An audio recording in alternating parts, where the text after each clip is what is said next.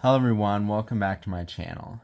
In this video I want to show you all a custom circuit that I've designed using an Arduino for master clock control. If anyone has a master clock that has a true analog wind system where it actually has a pendulum and then once per minute it'll wind and it's attached to an actual electric contact, they kind of spark a lot and aren't that efficient, and sometimes it can lead to false double triggers, and sometimes the slave clocks will get out of sync. So this is basically to solve all those problems. This will make your electric contacts last a lot longer because there will be no sparking on the actual connection for when it's triggering to wind once per minute or advance the clocks, because this has built-in relays which will take over that function. So I'll go ahead and explain quick about what the circuit is, how I built it a bit, and then what it's designed to do. So basically, this is designed to operate off of the regular electric clock voltage, which is about 20 volts. Some of them run on 10 volts. Either way, this will run on whatever voltage you give it. It can even run up to 40 volts as long as it's DC, which all the clocks, as far as I know, are DC unless they have a synchronous motor, which that's a whole different thing. So basically underneath here is a voltage regulator board, which will take any of the power, like I said, up to 40 volts and convert it down to 5 volts. And so that makes it safe for the Arduino and the relays to operate. And then basically the Arduino is connected to these two relays. This one here on the bottom is for the master clock wind circuit. So that's the actual wind solenoid that'll keep the clock running. Again, this is for one of the older analog clocks that actually has a pendulum. If you have different systems, then and then the top one here is a special relay for slave clocks. Normally, these two are linked in some way or another so that the slave clocks and the main wind will both advance at the same time. And then there's usually shut-off switches for the slave clock, so you can do it manually. I'll get into the programming here in a second of what I came up with. And then this wire here is going to go to the wind contact, so this is going to sense when to wind. And then basically this is the ground for the Arduino, and this is also going to go to the frame of the clock, so that then I can basically, this is just grounding, so this will touch this wire when it's triggering to wind. And then this is the positive for the Arduino and also power for the clocks. My clock was positive ground, but mine was heavily hacked. I'm not really sure if that's correct or not. Either way, you could reconfigure this if you needed to.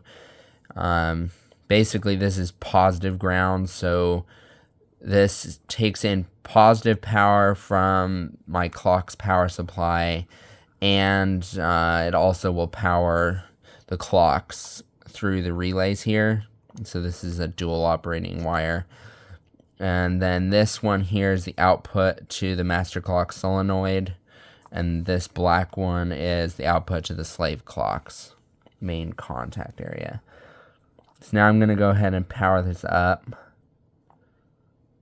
So the little Arduino there has a little red power light letting you know it's on. And this is operating right now on 20 volts DC, what I just connected it to. Because again, this power is being fed through the regulator chip underneath. Then here I have 4 different mode buttons. I've only programmed 2 of them. I'll probably program and add more stuff later on, but right now I don't want to deal with it. I'm hoping in the future I might add some timer circuits for the bell zones to make it digitally operated instead of needing a paper punch tape, but that's too complicated for me to deal with right now. I could do it, but just the time. Basically, this one here is night mode, and this one here is do not disturb. Basically, if you have these clocks, they're pretty loud, and for me, sometimes I want to record a video or I want to actually sleep well because my bedroom is pretty close to the actual master clock, which does shake the wall slightly when it's winding all of the solenoids inside and the secondary clocks, everything. So basically, this will shut off all the secondary stuff overnight for 12 hours and then turn it back on. I've yet to actually install this into my clock, so I'm not sure if this will work, but I'm sure eventually I'll get the programming tuned in so that it does work perfectly. Because basically the Arduino is sensing the once per minute wind from the clock, but this is actually controlling everything. So instead of having the clock try and wind the stuff, this is doing everything now.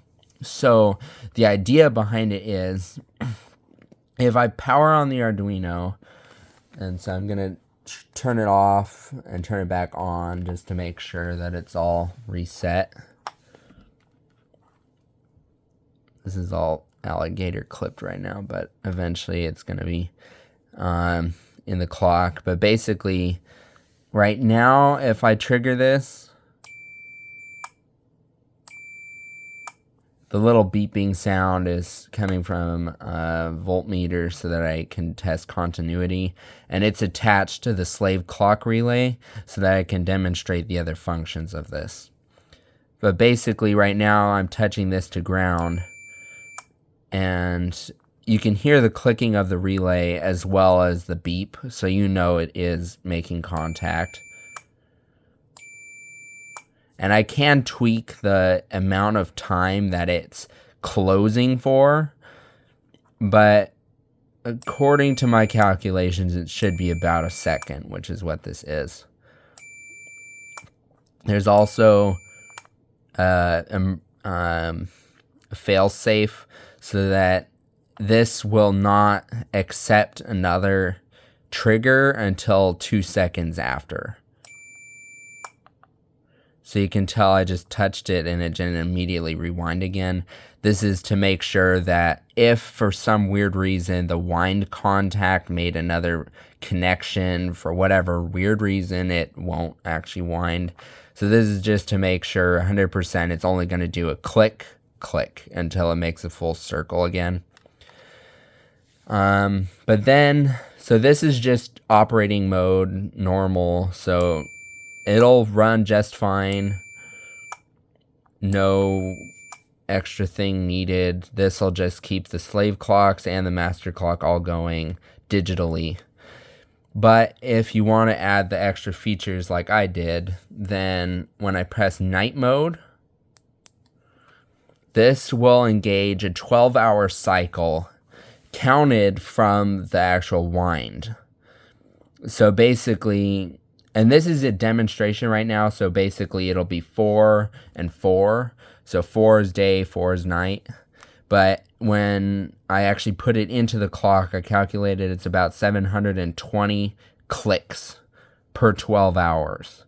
So then, going off of that, I'm going to update the program when I actually install this into the clock. So basically, you'll get 720 or 12 hours without the slave clocks, and then 12 hours with the full thing going. So all the slave clocks, everything, and the master clock. But in night mode, it'll only keep the main wind going so that the clock stays running.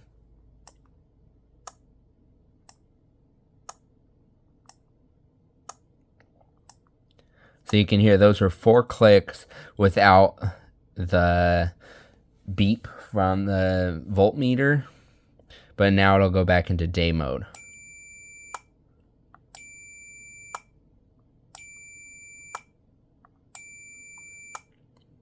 Now back into night mode.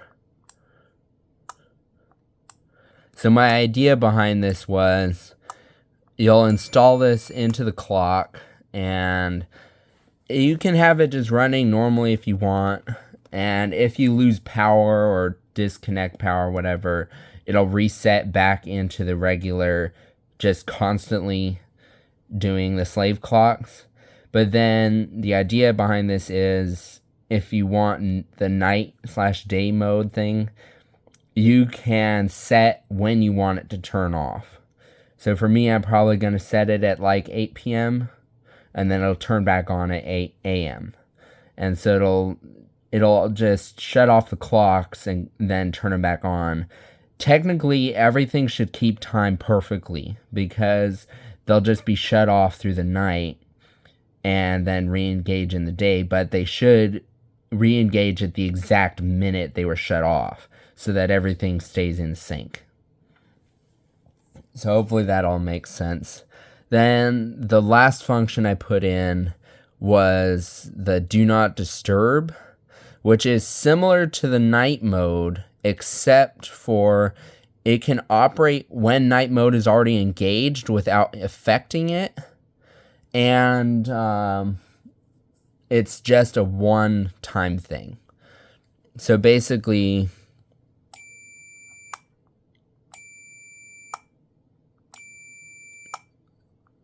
so right now we're in night mode, and so it's shut off the slave clocks.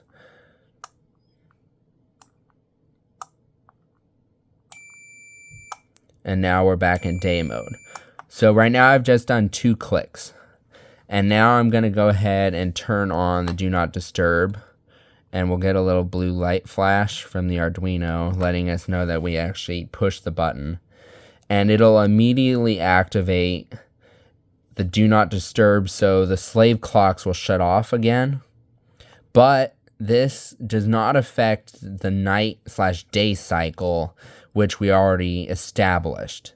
So we already had 2 clicks for daytime, and now we're going to go ahead. Right now we'll get 4 silent clicks.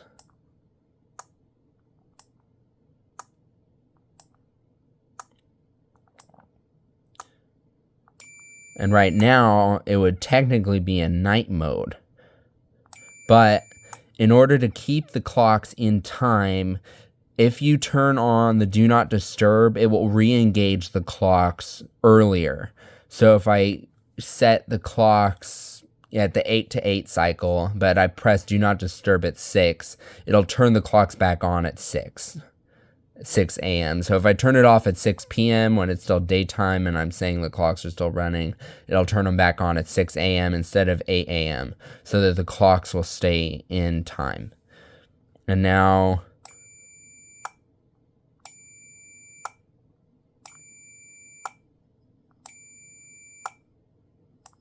so if you counted that all out, you got 6 beeps instead of the 4 for a regular day mode because it actually turned it on during night mode.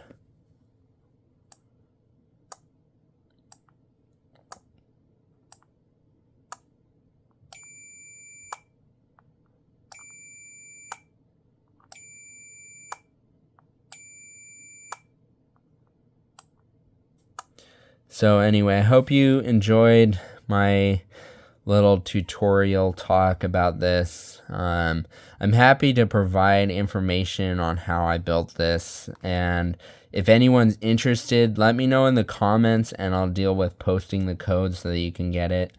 It's a bit complex, not super complicated, just the hardest part was figuring out how to get the night and do not disturb modes to actually work together so that they don't upset the clock cycle, so that they actually can both stay operating without messing everything up. Yeah, so thank you all for watching.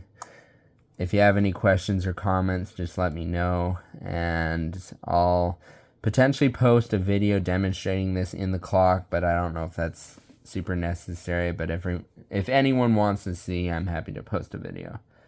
Thanks for watching, and be sure to check out the other videos on my channel.